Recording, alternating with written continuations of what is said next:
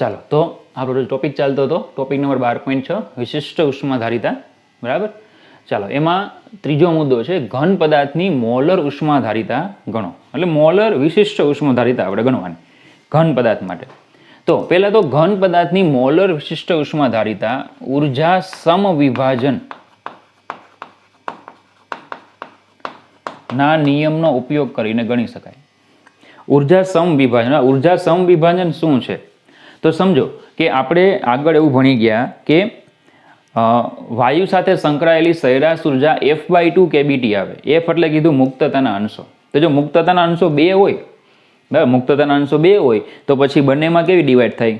Half કેબીટી થાય બરાબર. વાયુ માટે આપણે એવું ભણી ગયા કે એની સરેરાશ ઉર્જા કેવી હતી બરાબર, એની સરેરાશ ગતિ ઉર્જા K = હાફ કેબીટી હતી. તો જો મુક્તતાના અંશો 2 હોય તો પછી ઉર્જા કેટલી થાય? 2/2 kBT થાય. તો એનો મતલબ કે હાફ કેબીટી પ્લસ હાફ કેબીટી. તો ટૂંકમાં બંને મુક્તતાના અંશને બરાબર હાફ કેબીટી ઉર્જા મળે. બંને પ્રકારની સ્વતંત્ર ગતિઓ માટે હાફ કેબીટી ઉર્જા મળે. એને ઉર્જા સમવિભાજન, ઉર્જાનું સરખું વિભાજન થયું એમ કહેવાય. તો આપણે ઉર્જા સમવિભાજનના નિયમનો ઉપયોગ કરીને બરાબર ઘન પદાર્થની મોલર વિશિષ્ટ ઉષ્માધારિતા આપણે ગણી શકીએ બરાબર. ચલો જો તો આ રીતે આખી ગણતરી છે. સમજો કે ઘન પદાર્થ છે, ઘન પદાર્થ એ ઘન પદાર્થમાં અણુ કે પરમાણુઓ છે એ શું કરતા હોય? કંપન કરતા હોય, કંપન. અને કંપન સાથે સંકળાયેલા મુક્તતાના અંશો કેટલા આવશે? 2. ઘન પદાર્થમાં અણુ કે પરમાણુઓ શું કરે? કંપન સાથે સંકળાયેલા મુક્તતાના અંશો કેટલા આવશે? 2 બરાબર. તો પછી એની સરેરાશ ઉર્જા આપણે ગણીએ તો સૂત્ર હતું F/2 kBT. F બરાબર 2 તો 2/2 kBT એટલે આવશે kBT.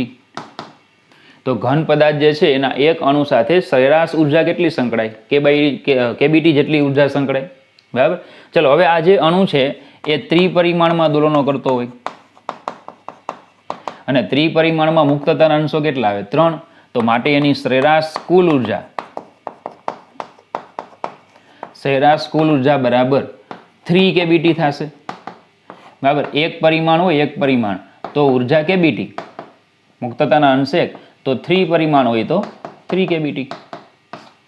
તો 3 પરિમાણમાં દોલન થતા હોય એટલે મુક્તતાના અંશો કેટલા આવશે? 3.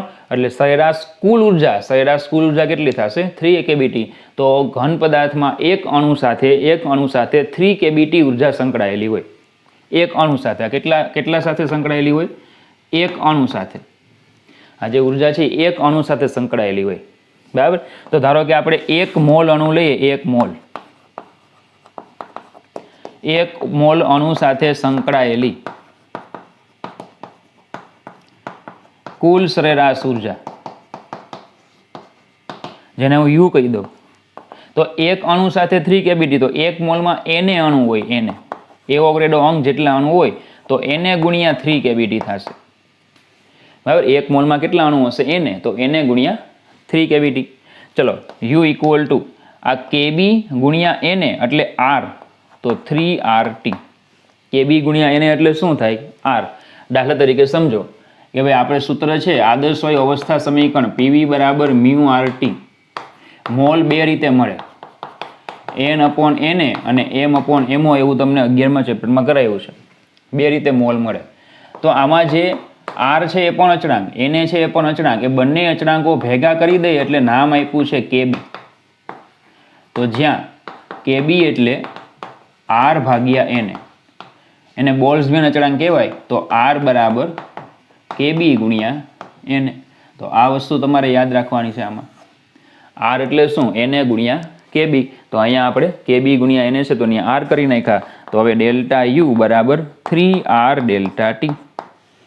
R તો અચળ. તો બરાબર કુલ ઉર્જામાં ફેરફાર ક્યારે થશે? તાપમાનમાં ફેરફાર થાય તો. આને કહી દો સમીકરણ નંબર 1. ચાલો હવે થર્મોનો પ્રથમ નિયમ.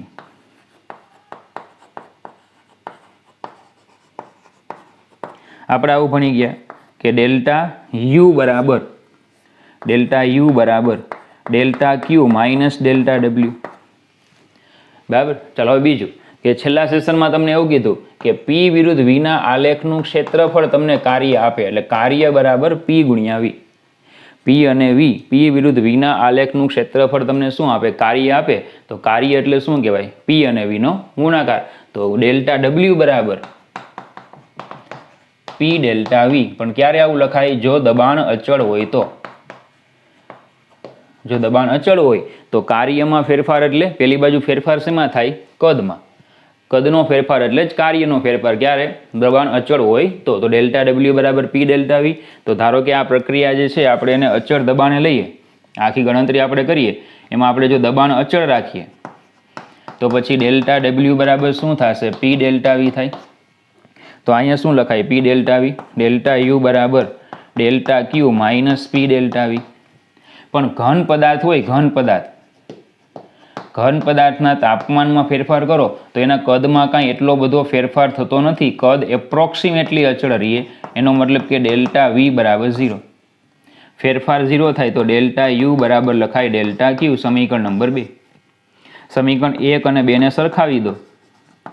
સમીકરણ 1 અને 2 પરથી તો આવું લખી શકીએ આપણે કે ડેલ્ટા ક્યુ બરાબર 3r ડેલ્ટા ટી.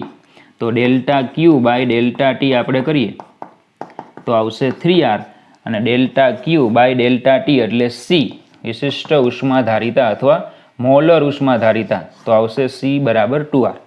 કારણ કે મ્યુ તો 1 મોલ કર્યા, આપણે કીધું delta Q by mu delta T, mu 1 mole લઈ લીધા એટલે આપને શું મળશે? 3r.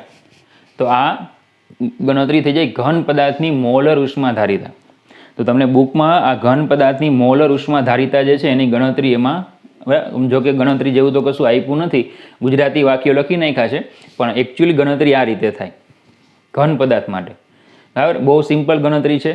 ચલો હવે નેક્સ્ટ ટોપિક છે ટોપિક નંબર 13.6.5. ટોપિક નંબર 13 એવું લખ્યું છે. ચેપ્ટર ચાલે છે 12મું, પણ ટોપિક નંબર કયા આપ્યા? 13.6.5.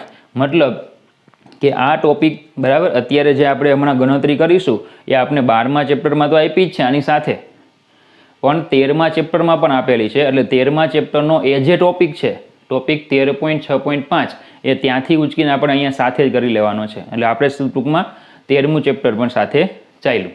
બરાબર, તો એક ટોપિક એનો પણ અહીંયા પૂરો થશે. તો પાણીની વિશિષ્ટ ઉષ્મા ક્ષમતા એટલે કે વિશિષ્ટ ઉષ્માધારિતા ગણવાની છે. તો પછી પાણી માટે પણ ઘન પદાર્થની જેમ જ બરાબર સમવિભાજનના નિયમ એપ્લાય થાય. પાણીના અણુઓ કંપન કરતા હોય તો એની સરેરાશ ઉર્જા આવશે કેબીટી. તો ત્રિપરિમાણમાં ગતિ થતી હોય તો 3 કેબીટી. તો પાણીના અણુઓ માટે પણ બરાબર પાણીનો એક અણુ આપણે લઈએ, એક અણુ, તો એક અણુ સાથે સંકળાયેલી બરાબર સરેરાશ ઉર્જા એ આની જેમ જ આવશે 3 કેબીટી. અહીંયા સુધીની ગણતરી આ સેમ જ. એક અણુ સાથે સંકળાયેલી ઉર્જા આવશે 3 કેબીટી. સોરી, માફ કરજો, એક અણુ નહીં પણ એક પરમાણુ સાથે સંકળાયેલી જે ઉર્જા આવશે એ કેટલી આવશે? 3 કેબીટી. બરાબર. ચાલો હવે પાણી એટલે H2O, મતલબ કે એમાં 2 હાઇડ્રોજન અને 1 ઓક્સિજન હોય, મતલબ કે ટોટલ 3 પરમાણુ હોય. એમાં 2 હાઇડ્રોજન હોય અને 1 ઓક્સિજન, એટલે કેટલા પરમાણુઓ હોય? 3 પરમાણુઓ હોય. બરાબર.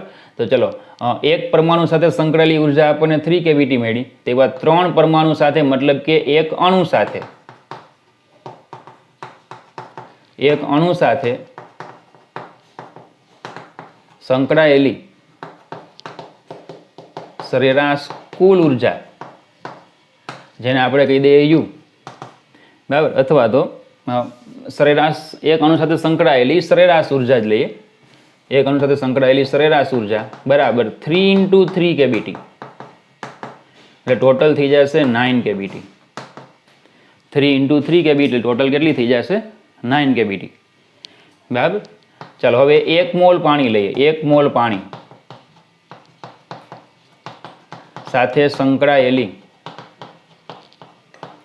કુલ સરેરાશ ઉર્જા, જેને યુ કહી દઈએ, તો Na ગુણ્યા 9 કેબીટી. ચલો, યુ ઇક્વલ ટુ Na ગુણ્યા કેબી એટલે 9, Na ગુણ્યા કેબી એટલે 9. 9RT, તો ડેલ્ટા યુ બરાબર 9R ડેલ્ટા ટી નંબર 1. ચલો થર્મોનો પ્રથમ નિયમ લઈએ.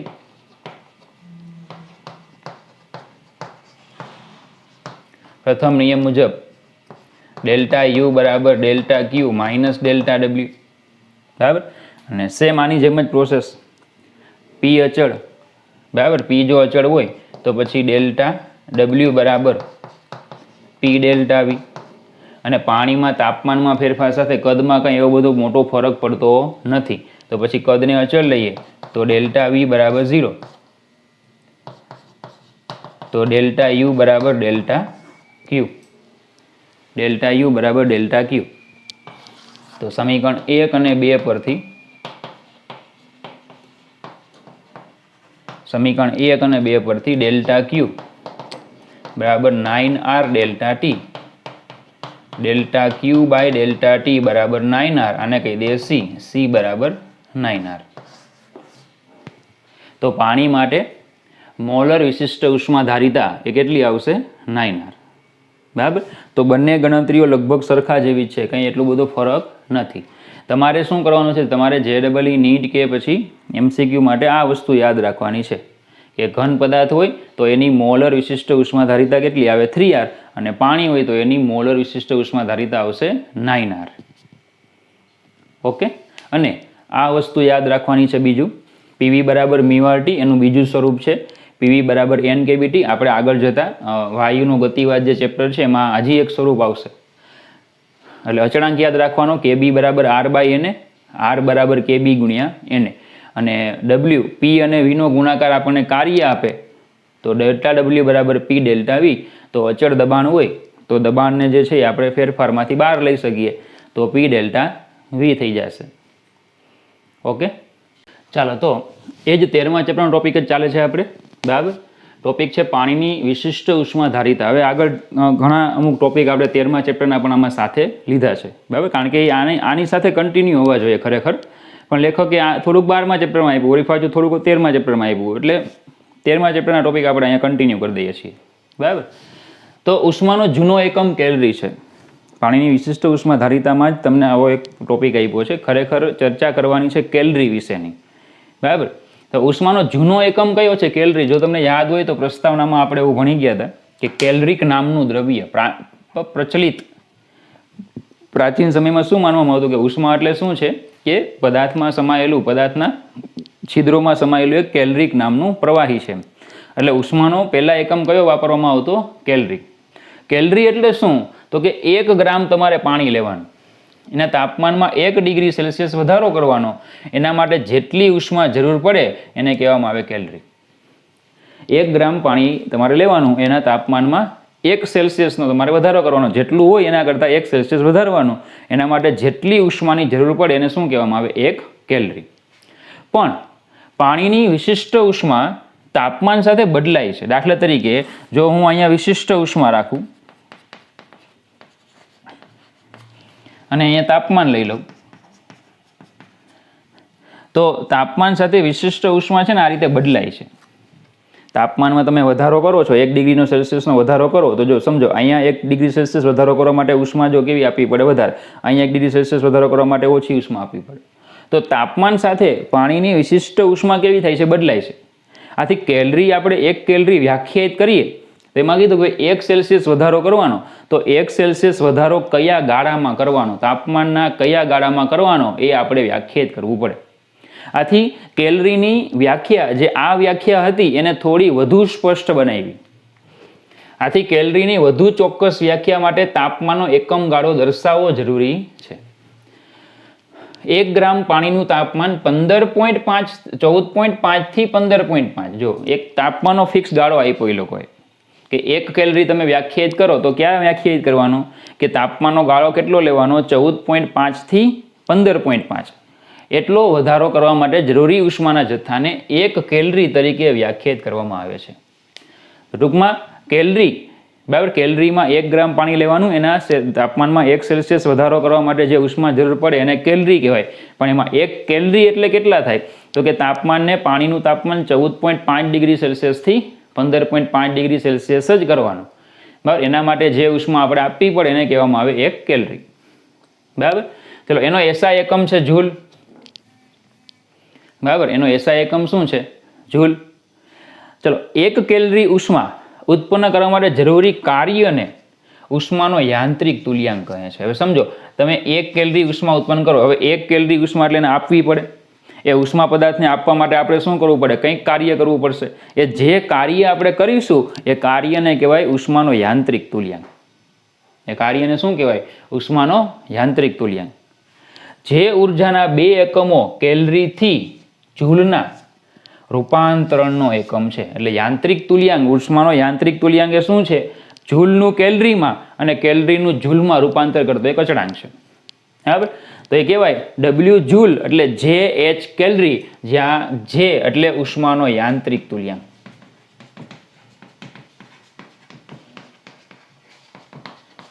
જે એટલે શું? ઉષ્માનો યાંત્રિક તુલ્યાંક. ડબલ્યુ જૂલ એટલે જે એચ કેલરી, આ ડબલ્યુ કાર્ય એ જૂલમાં.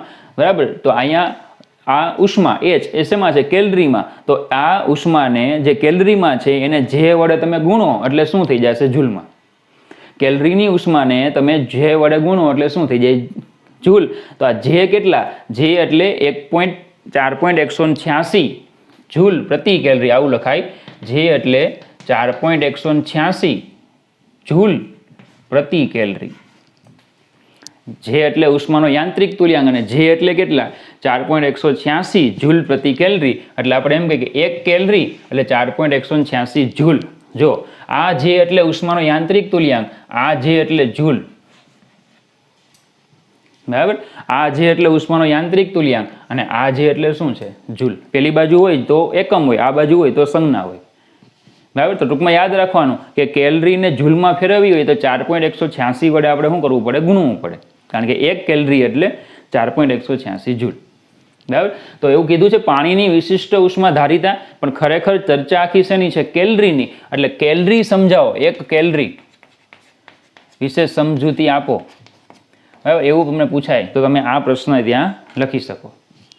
બરાબર. ચાલો, તો ખાસ આમાં કેલરીની વ્યાખ્યા યાદ રાખવાની છે. બરાબર. અને છેલ્લો પોઈન્ટ યાદ રાખવાનો કે 1 કેલરીને જો જૂલમાં ફેરવવા હોય તો 4.186 વડે ગુણાકાર કરવો પડે. ઓકે. ચાલો, તો એ ટોપિકમાં આગળ વધીએ. 13મા ચેપ્ટરનો ટોપિક જ છે વાયુની મોલર ઉષ્મા ધારિતા. તો ચલો આના વિશે આપણે ચર્ચા આગળ પણ કરી ગયા છીએ કે વાયુઓ માટે બે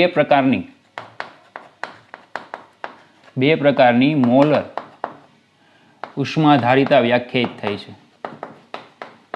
2 પ્રકારની મોલર વિશિષ્ટ ઉષ્મા ધારિતા વાયુઓ માટે વ્યાખ્યાયિત થઈ છે. બરાબર. ચલો, એમાં એક છે અચળ કદે મોલર વિશિષ્ટ ઉષ્મા ધારિતા. બરાબર. જેને આપણે કહીશું સીવી. તો સીવી એટલે delta Q by delta T of V. બરાબર. અચળ કદે જે મોલર વિશિષ્ટ ઉષ્મા ધારિતા કે ભાઈ વાયુનું કદ અચળ રાખી બરાબર તેના તાપમાનમાં એકમ વધારો કરવા માટે જરૂરી ઉષ્માના જથ્થાને અચળ કદે મોલર વિશિષ્ટ ઉષ્મા ધારિતા કહેવાય. સેકન્ડ, અચળ દબાણે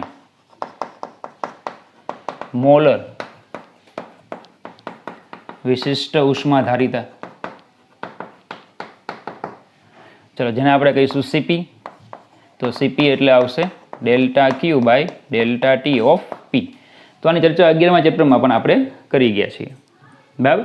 સીપી કે આપણે ભણીએ કે ભાઈ વાયુનું દબાણ અચળ રાખી બરાબર તેના તાપમાનમાં એકમ વધારો કરવા માટે જરૂરી ઉષ્માના જથ્થાને વાયુની અચળ દબાણે મોલર વિશિષ્ટ ઉષ્મા ધારિતા કહેવાય. ચલો, હવે આપણે ભણવાનું છે સીપી અને સીવીનો સંબંધ. સીપી અને સીવીનો સંબંધ જે તમે કેમેસ્ટ્રીમાં ભણી જ ગયા હોય કે ભાઈ CP minus CV equal to R. કેમેસ્ટ્રીમાં સંબંધ તમે ભણી જ ગયા છો. CP minus CV equal to R. બરાબર. પણ છતાં આપણે અહીંયા તે સાબિત કરવાનો છે. ચલો, શરૂઆત થાય થર્મોના પ્રથમ નિયમથી. થર્મોડાયનેમિકના પ્રથમ નિયમ મુજબ ચલો ડેલ્ટા ક્યુ બરાબર delta you plus delta W. એટલે કે આપણે એવું ભણી ગયા કે ડેલ્ટા ડેલ્ટા યુ બરાબર delta Q minus delta W. તો પછી ડેલ્ટા ક્યુ બરાબર delta you plus delta W. આને કહી દઉં સમીકરણ નંબર 1. બરાબર. ચાલો બીજું હમણાં આપણે આવું ભણી ગયા કે કાર્ય W બરાબર PV. તો જો દબાણ અચળ હોય, અચળ દબાણ હોય તો ડેલ્ટા W બરાબર P ડેલ્ટા V. દબાણ જો અચળ હોય તો શું લખાય? ડેલ્ટા W બરાબર P ડેલ્ટા V. તો ચલો સમીકરણ 1 માં એને મૂકી દઈએ.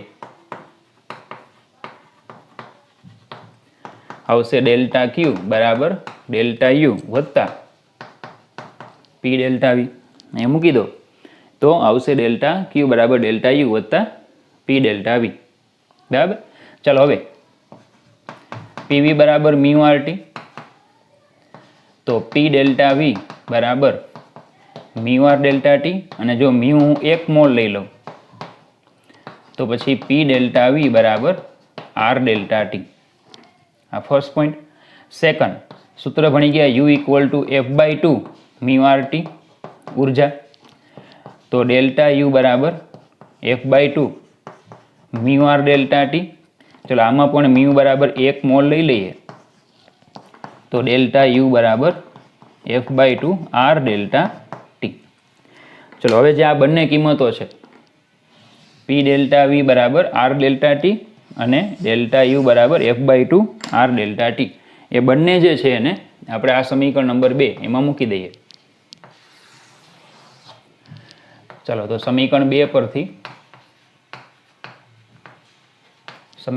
પરથી ડેલ્ટા Q બરાબર ડેલ્ટા U એટલે F/2 R delta T plus P delta V એટલે R ડેલ્ટા T. તો ડેલ્ટા Q બરાબર 1 plus F/2 R delta T. Delta Q by delta T equal to 1 plus F/2 R. ચલો આ process આપણે કરી અચળ દબાણે. એટલે આને કહેવામાં આવશે CP 1 પ્લસ F/2 R. તો આ થઈ ગઈ CP ની ગણતરી. બરાબર. આ થઈ ગઈ શેની ગણતરી? CP ની ગણતરી. ચલો હવે ગણતરી કરશું આપણે CV ની. તો CV માં ફરીથી આ જ W બરાબર P ડેલ્ટા V. તો ડેલ્ટા W બરાબર PV. બરાબર. ડેલ્ટા W બરાબર P ડેલ્ટા V. પણ જો કદ અચળ રહેતું હોય તો ડેલ્ટા V બરાબર 0. તો ડેલ્ટા W બરાબર પણ 0. કદ અચળ રહેતું હોય, દબાણમાં ફેરફાર ભલે થાય પણ કદ ધારો કે અચળ રહેતું હોય, જો કદ અચળ રહીએ તો પછી ડેલ્ટા V જે છે એ તો કેવું થઈ જાય 0. તો કાર્ય કેવું થશે? 0. સીધી વાત છે. ડેલ્ટા W બરાબર P ડેલ્ટા V સૂત્ર છે એમાં જો કદ અચળ રહીએ તો ફેરફાર કેવો થઈ જશે? 0. તો ડેલ્ટા W બરાબર 0. બરાબર. તો પછી આપણું જે સૂત્ર છે સમીકરણ 1.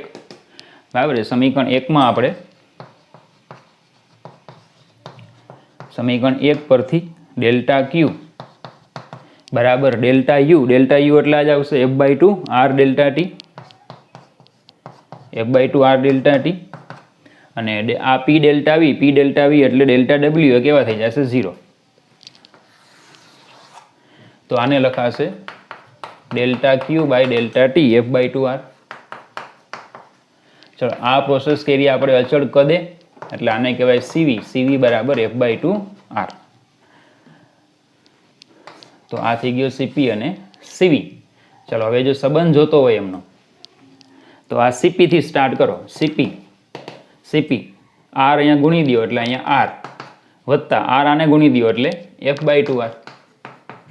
આને અહીંયા મૂકી દો તો CP બરાબર R પ્લસ CV. તો CP minus CV equal to R. CP minus CV equal to R. ચલો બીજું લઈએ ગેમા એટલે CP અને CV નો ગુણોત્તર. ગેમા એટલે CP અને CV નો ગુણોત્તર. CP અને CV નો જે ગુણોત્તર આવે એને ગેમા તરીકે વ્યાખ્યાયિત કરવામાં આવે. તો સીપી આપણા છે 1 પ્લસ F/2R અને સીવી આપણા છે F/2R. ચલો ગેમા ઇક્વલ ટુ આર તો કેન્સલ થઈ જશે, અહીંયાથી બગડો લસા લ્યો, અથવા તો છેદ વિભાજન કરી નાખો, આનો છેદ વિભાજન કરો એટલે E1 અને આના છેદમાં રાખો એટલે બગડો ઉપર વહી જશે 2/f. તો ગેમા એટલે 1 પ્લસ 2/f. બરાબર. તો આટલો ટોપિક હતો તે વાયુની મોલર વિશિષ્ટ ઉષ્માધારિતામાં આપણે આ બધા સૂત્રો મેળવવાના હતા. બરાબર. તો ખાસ તમને જે આ બોક્સ કર્યા છે સીપી સીવી એનો સંબંધ અને ગેમા એટલા સૂત્રો તમારે ખાસ તૈયાર કરવાના છે. દાખલા અને એમસીક્યુમાં આ સૂત્રોના દાખલા અને એમસીક્યુ હોય છે કે આપણે એનસીઆરટીમાં તો કંઈ આપ્યા નથી, પણ એમસીક્યુ તમને આ સૂત્ર ઉપરથી હોય. ઓકે, ચલો પછીનો ટોપિક છે 13.6. એટલે 13મા ચેપ્ટરનો ટોપિક છે વિશિષ્ટ ઉષ્મા ક્ષમતા. તો એક પરમાણુ 13.6.1 ટોપિક એક પરમાણુકનો છે, 13.6.2 છે એ દ્વિપરમાણુક અને રિજિડનો છે, અને 13.6.3 છે એ બહુપરમાણુકનો છે. એટલે 13મા ચેપ્ટરના આપણે આટલા ટોપિક આમાં લેવાના હતા એ આમાં આવી જાય. ચાલો તો પહેલાં લઈ એક પરમાણુક વાયુ. તો આટલી ભૌતિક રાશિઓ આપણે એના માટે મૂલ્યો લખવાના છે. તો એક પરમાણુક વાયુ માટે મુક્તતાના અંશો કેટલા આવશે? 3. એ આપણે ભણી ગયા છીએ. એક પરમાણુક વાયુ હોય તો મુક્તતાના અંશો આવે 3. તો પછી એની ઉર્જા E ઇક્વલ ટુ 3/2 kBT.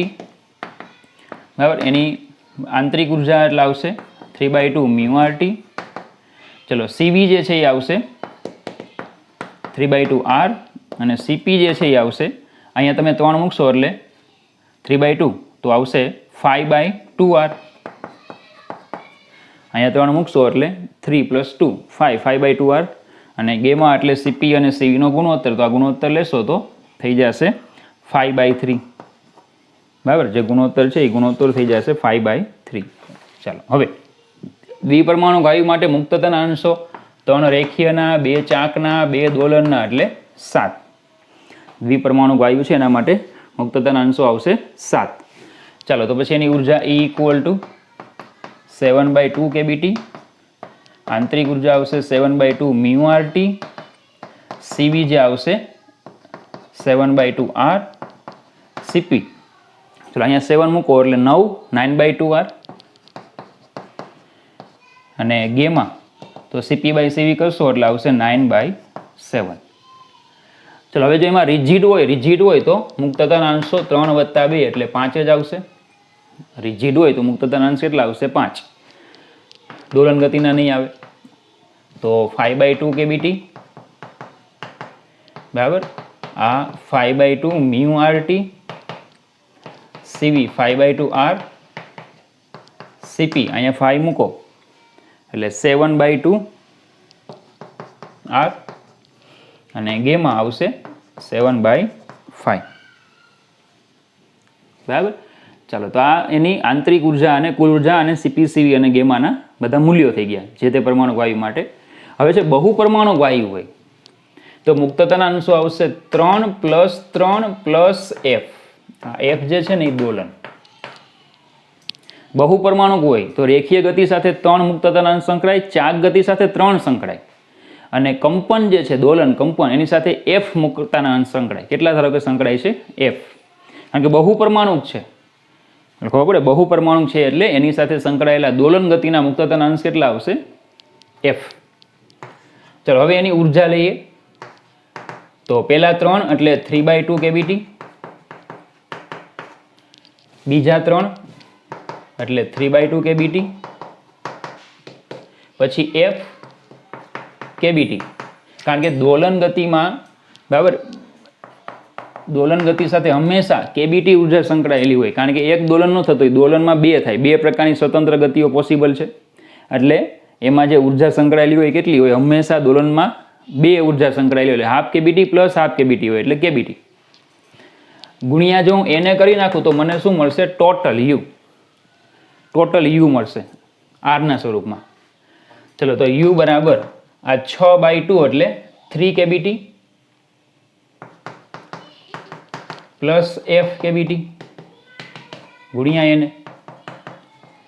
ચલો kBT કોમન કાઢી લો એટલે 3 + F kB ગુણ્યા NAT, અને kB ગુણ્યા NA એટલે R. બરાબર 3 પ્લસ એફ આરટી.